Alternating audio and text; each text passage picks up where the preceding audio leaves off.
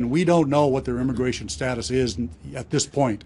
The Federal Bureau of Investigation has provided numerous Korean interpreters for us to be able to interview these women, and those interviews are ongoing as we speak. Where are they staying tonight? Where are they now? I don't know.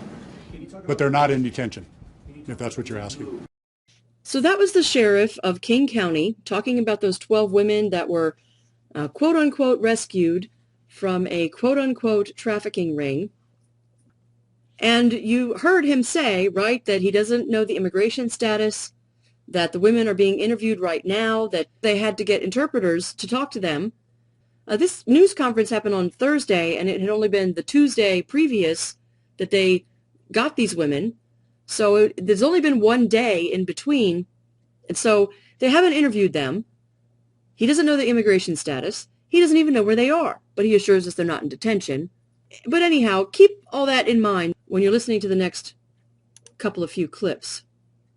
From what we can determine, they were brought into this country either illegally through Canada or they overstayed their visa.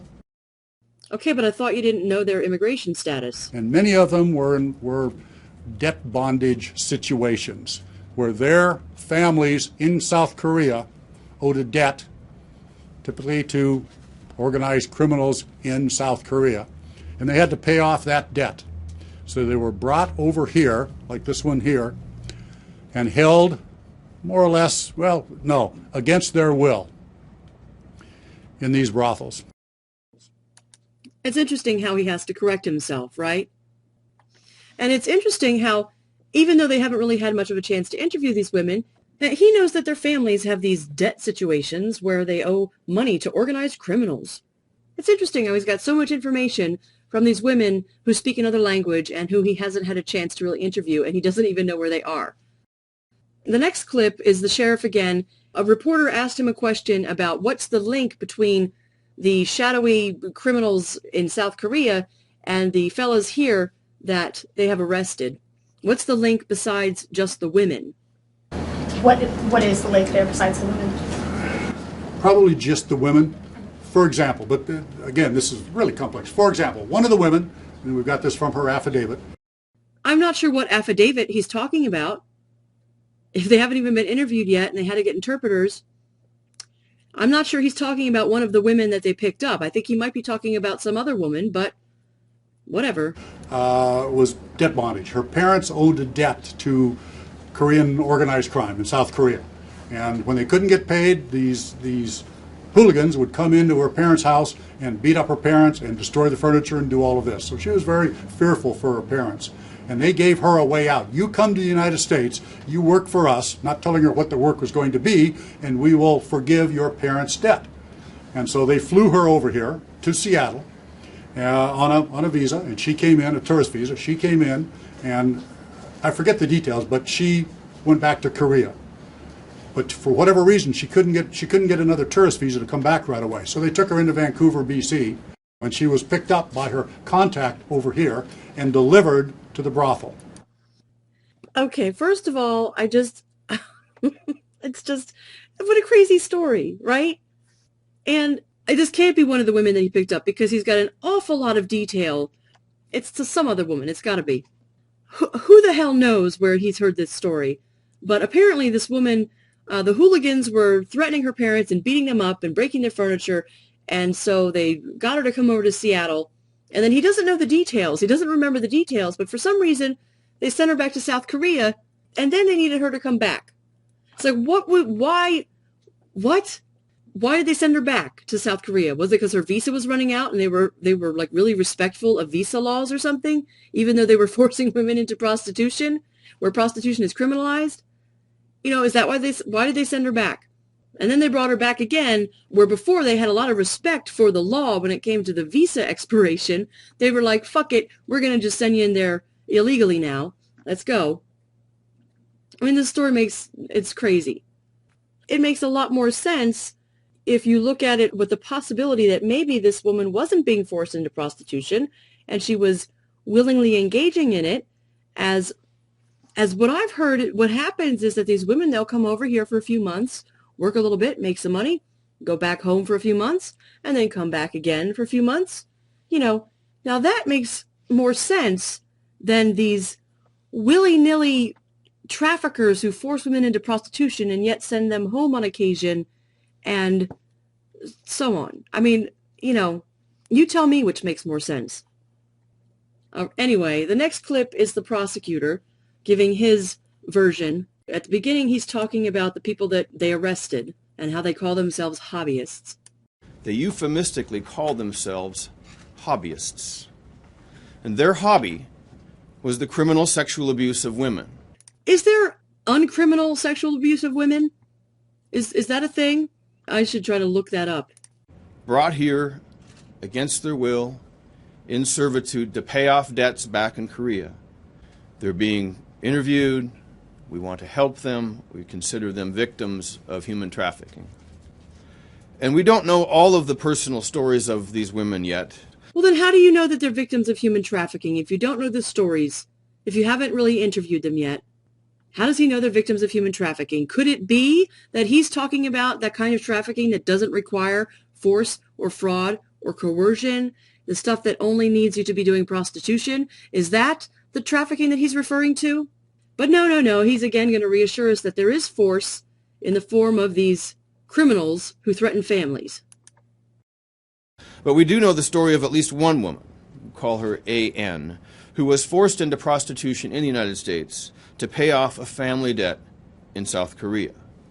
We think this is a very common reason that women are forced into this pipeline. Her story has marked the beginning of the investigation. It's consistent with so many other stories that we have heard of human trafficking and sexual exploitation. Yeah, all the stories they've heard about human trafficking and sexual exploitation. Well, first of all, have a look at this. If you're not aware, they've changed patronizing a prostitute. Now when they say sexual exploitation, that's what they mean. That's what they mean. They used to say human trafficking and prostitution. They don't say that anymore. Now they say human trafficking and sexual exploitation. And you talk about Orwellian, right? And yeah, this is just talking about Seattle City, whatever. But down at the bottom, it tells you King County doing the same thing.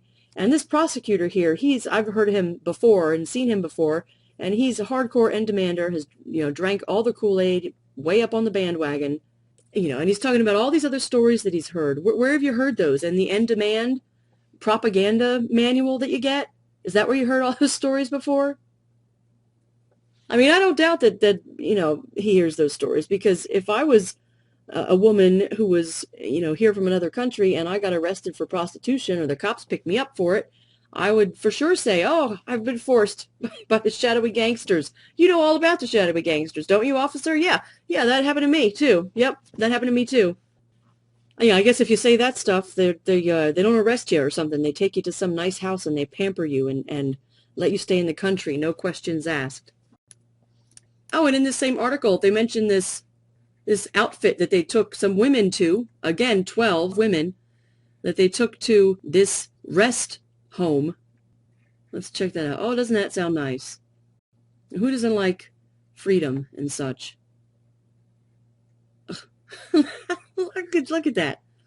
Look at that. Oh, my goodness. Oh, my goodness. Yeah, I think it's safe to say that is a religiously based organization. That's probably where these women are. This place or some other place like it. I don't know how many places are running, emergency homes for these wayward women. Ugh. Anyway, yeah, they keep pushing this story about the parents being threatened by the shadowy gangsters and on and on. And the reason they do that is because that explains why the women never try to get help. It explains why they don't take the many opportunities they have to get help and say, hey, I've been forced into prostitution, please rescue me, because they have ample opportunity. They weren't kept under lock and key. They weren't locked up in cages like you saw the sheriff where he had to correct himself. And held, more or less, against their will. I'm sure they didn't, spend a lot of time outside because they're trying to keep a low profile and whatnot, but they weren't, kept captive in these apartments. And according to the reviews that the police gave the press, they gave them these little copies of some of the reviews that these fellas had posted. Some of these women had phones, and they would translate with their phones. So they had phones. They were in this fancy apartment building where there was a receptionist out front, I heard. So they had opportunities to get away. So when people say, hey, why didn't they take those opportunities? Well, they can come back and say to you, well, they couldn't have, because if they did, then the shadowy gangsters over in South Korea would have beaten their families up, would have gone and broke their parents' furniture and beaten their parents up. It's the perfect explanation for why they didn't go get help or try to escape when they had all these chances. The other option is that, well, they didn't try to escape because they were willingly doing prostitution. And then they can't put their trafficking narrative all the fuck over it because people will start to question it. And they've got to keep that, those questions to a minimum. Because they don't really seem to want people to know that half the time they're talking about human trafficking, it's just plain old prostitution. They don't want anybody to ask, why are you spending all this money and effort, going after these people? And it's generally the progressives and the liberals that they're trying to, avoid having them asking questions, because they're the ones that would give a shit. The typical xenophobic hooker hater is fine with the cops rounding up prostitutes and shipping them off to God knows where. And the sheriff said at one point that they all are going to qualify for T visas or something. Well, here's what he actually said.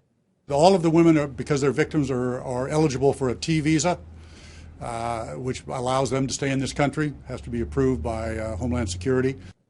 So they're eligible for T visas, he claims, and he does not know that because he has not yet interviewed them. T visas are for people who are victims of quote-unquote severe forms of trafficking, which he doesn't know if these women are or not, even though they're telling these fantastical tales about the evil, shadowy, gangsters. He doesn't really know at this point. And all of the people that they've arrested have only been charged with second-degree promoting prostitution, which is the lesser of the two charges available under the promoting prostitution umbrella in the Washington law, apparently. I mean, look at the difference of the definitions here. The first degree has force as an element, and the second degree, nothing about force mentioned. So unless more charges are laid against these people, and one of them is involving force or fraud or something, these women probably won't qualify for these visas that he's claiming they're going to qualify for. I mean, they definitely won't qualify for the T visa, but they might qualify for the U visa, which is another type that if you're a victim of other kinds of crimes and you can prove, mental and physical anguish and whatnot, and you're helpful to the police, then they'll let you stay under a U visa, but not a T visa.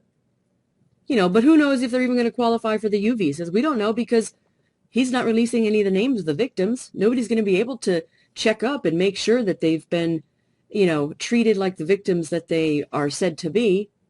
Who knows? But moving on, and this next bit of clip is the prosecutor talking about the charge being second-degree promoting of prostitution. And then one of the reporters questions him and says, gosh, that seems like a really light sentence. What gives? And here it is. If convicted of promoting prostitution in the second degree, which is the charge that most of these defendants have been charged with, it is a Class C felony. It carries a 1 to 3 month standard range and a maximum penalty of up to 5 years. You keep calling it a criminal enterprise. 1 to 3 months doesn't seem like much of a punishment for some of these men. I mean, going after them federally or with RICO or as a criminal enterprise? Is there any talk about that? Well, promoting prostitution, in this case for the members of the league, the people who put this review board together, means that they simply got together to advance prostitution. And I think that's an accurate label. That may not be where the end of this investigation. It may lead us to other places. But yes, there's a but. And he starts launching into this defense against some of the criticisms that sex workers have been making against this big bust because they took down this review board site. And so he launches into this defense, and he starts off by saying, well, this board isn't about the safety of women. And then he keeps going, and by the end of it, he's right back to using this hyped up, ultra-violent rhetoric and language, of violence, and ends up in full-on PR mode again. And it's really something to see, this little journey that he goes on as he's, working this defense. We have spent many hours within our office, and interns who've been forced to look at the review board for many hours. And I want to challenge anybody who says the review board is someplace that's dedicated to women's safety. That is completely not what it's about. It's absolutely there to promote prostitution, to encourage other customers to solicit specific prostitutes. It talks about the amount that will be charged. It talks about how to avoid being detected by the police, about how to avoid being detected at these very fancy apartment and condos, how to not draw attention. So it's really a how-to for those who want to be involved in prostitution. And I understand there's the sex worker outreach project and that they want us to talk about rights for sex workers, but even that group, I would hope, would distinguish what they hope to see from what we see here. These young women didn't want to come here. They didn't want to be trapped in these apartments. They were brought here by a pipeline, a sinister criminal pipeline that looks to profit off of them. There's nothing joyous about what's happening here. This is not a right that these women that we rescued today are trying to establish. They were victims. They were trafficked. They were abused and commercially raped by men here in King County. That's what this case is about. And that's what is fueling us, because this is a international human trafficking ring. It's right here in King County, Washington, and we're offended by it. What about using human trafficking charges? Again, we're starting today with the crimes that we know that we can prove. Oh, I love it. He comes back all like offended. Again, we're just going with these charges that we can prove. And he's acting like it's the reporter who's thick-headed or something. But he's the one who keeps piling on all of this extreme descriptions of stuff. If you can't be doing that and not expecting people to wonder why you're only charging people with this second-degree promoting of prostitution. It's ridiculous. We know that there are people, and they're not necessarily local, they may be other parts of the West Coast, that are more involved in the actual receipt of women who are forced by their criminal counterparts in Korea to be part of this thing. We know it goes much deeper than what we've seen today, but what we've seen today is enough to make us stop and say, it's enough of this, and we have to dig deeper and find out who else is involved in importing women for this crime. See, this is bullshit. He's not going to be interested in digging deeper and finding out who else is involved in importing women for this crime, because if anybody actually was involved in importing women for this crime, well, you just gave them a big heads up, didn't you, with your big fucking press conference? You think they're not keeping track of what's going on in Seattle? If they got all these girls there and they got all their accomplices there? I mean, do you not think that the press conference might have tipped off the shadowy, violent, criminal rape gangs? I think that if I was a rape gang member and I saw this, I would be like, oh shit, we better get the hell out of town. They're on to us. They got our girls and they got our accomplices. So let's get the hell out of here. Yeah, I think that's how I would react. Yeah, but the truth is, yeah, he's not interested in going after some shadowy gang of traffickers. He's going after the same sort of people he just went after, which is these review board sites, people who run them, anybody who's, subletting apartments to touring workers as an in-call location, anybody who helps these women screen appointments, those people, that's who he's going after. So stop believing this pile of bullshit that these people are telling you. Where's the proof of this terrible, terrible trafficking that they keep talking about? Where's the actual proof of any of it? Besides the dramatic language that the police and the prosecutors use to talk about it. They didn't even go for first-degree promoting of prostitution, let alone trafficking charges. This really is literally no different from the Rent Boy situation a few months ago. And all of the people in that case got charged with promoting prostitution. Same situation. But this situation here, they're able to slap the trafficking label all over it because they found some undocumented migrants who were women engaging in sex work. They get to slap that label all over it, and then people will not want to question it because they don't want to be the terrible, terrible trafficking deniers. You know? At least that's my take on it. So, whatever. I guess that's it.